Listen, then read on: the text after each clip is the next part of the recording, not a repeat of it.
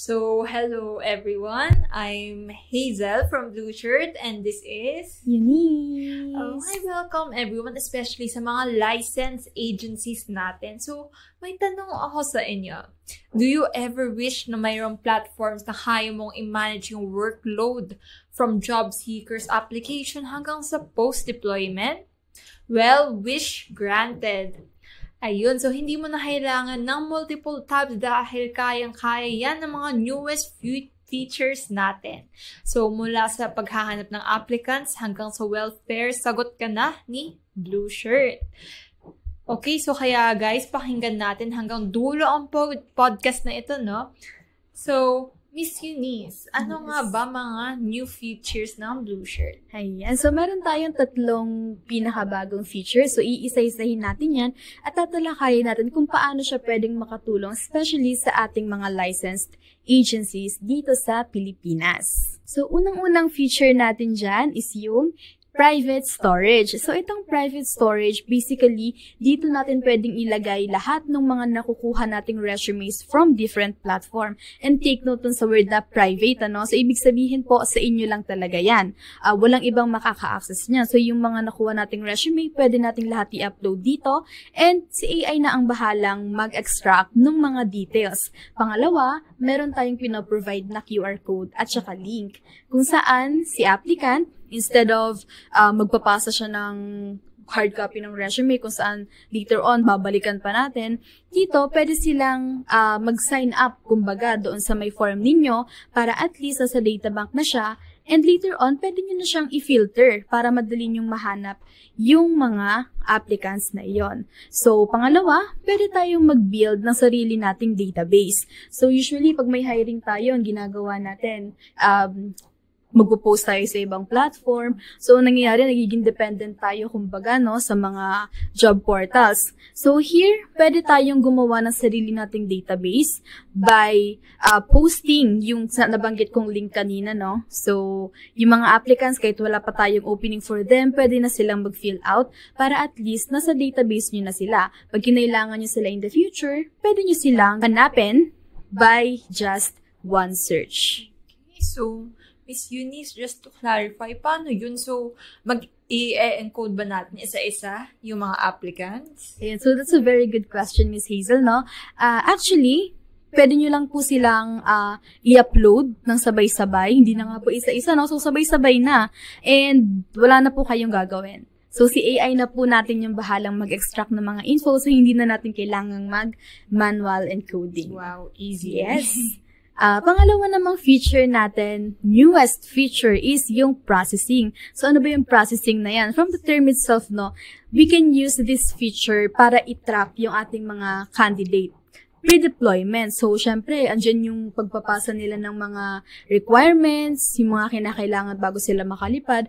So, nagkaroon tayo ng platform, ng feature, na kung saan pwede nating i-upload yung mga pinapasa nilang documents and also itag kung ano na ba yung status ng kanilang pre-deployment. So, pwede nyo po yung gamitin. So, okay. Paano yun? So, alam naman natin madaming mga documents binibigay si applicant. So, what if gusto ko lang mag-search if nagpasa na sila ng birth certificate? May filtering system ba tayo? Yes po, ayan. So, tama naman, no? Of course, sa dami ng candidate na pinapadala natin sa ibang bansa, minsan it's hard to track. So, here, you can just filter, sort them para mas mabilis natin silang matrack. Okay? Ayan. So, punta naman tayo sa ating third feature, no? And this is our, feature na pinaka-proud kami, ang welfare. So, ito, bukod sa, so kung makikita natin, no, sinusubukan natin i-cover talaga mula sa paghahanap ng aplikante hanggang sa may post-deployment. So, dito po sa welfare, basically, system na po natin ang magsisend ng welfare check doon po sa ating mga deployed candidates. So, auto-monitoring po yan every 3 months. 1 week before, nagsisend na po yung ating system ng welfare message sa mga deployed candidates natin or workers. And doon na po sila sasagot kung sakaling meron man po silang concern para po mas mabilis nating ma-actionan. So, hindi na magme-message isa-isa si employer sa mga workers. Yes.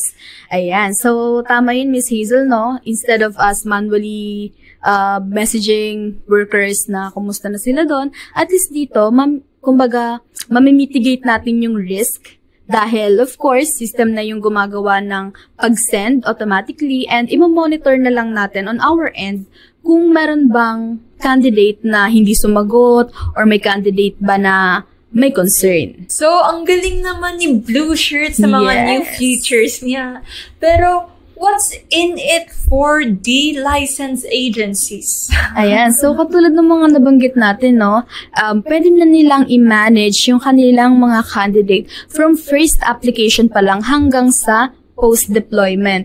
So, instead of using different platforms, different tabs, sheets, at least dito, nasa iisa na lang. So, hindi mo na kailangan lumipat-lipat, di ba?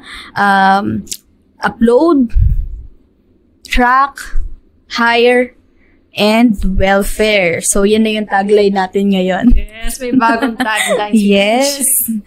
Ayan. So, pangalawa namang benefit is less paper trail. So, katulad ng nabanggit natin kanina, instead of, kasi ngayon, puro submit ng hard copies ng resume. And of course, dahil tayo ay sa mga license agencies natin, kinakailangan nilang i-keep yung mga records na yon for the longest time. So, ang nangyayari, ang dami nating papel. Minsan kahit yung mga walk-in na hindi pa available yung openings, of course, kinikip natin yung kanilang files para kung meron tayong opening for them in the future, at least, kumbaga, nasa atin na yung resume nila. So, pag ganun ang daming papel, at least dito, pag in-upload mo lahat yan sa may private storage mo, kumbaga, hindi mo na kailangang i-browse isa-isa yon. So, at least dyan, filter mo lang, search mo lang, and mahanap mo na yung candidate na swak doon sa requirements mo. And pangatlo, of course, it saves time. Diba? Kasi, kumbaga, yung mga recruiters natin, post here and there. So, here, isang, kumbaga, send sa email. So, at least here, isang platform na lang yung i-manage mo and you can just view kung sino yung mga pumapasok na candidates or applicants sa inyong private storage. And, ayun nga, katulad din nung nabanggit natin,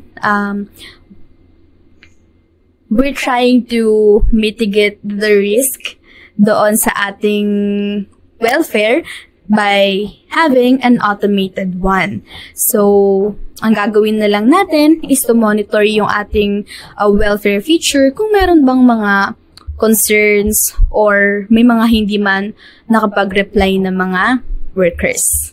Okay, so thank you, Miss Eunice, for that wonderful introduction sa bagong features ni Blue Shirt. So, mga license agencies natin dyan, I hope you're listening. So, if ever you want to know more, you can contact us sa link sa caption. So, please check out the link sa caption, guys. Tama yan. So, yung mga nabanggit namin, mga snippet pa lang yan.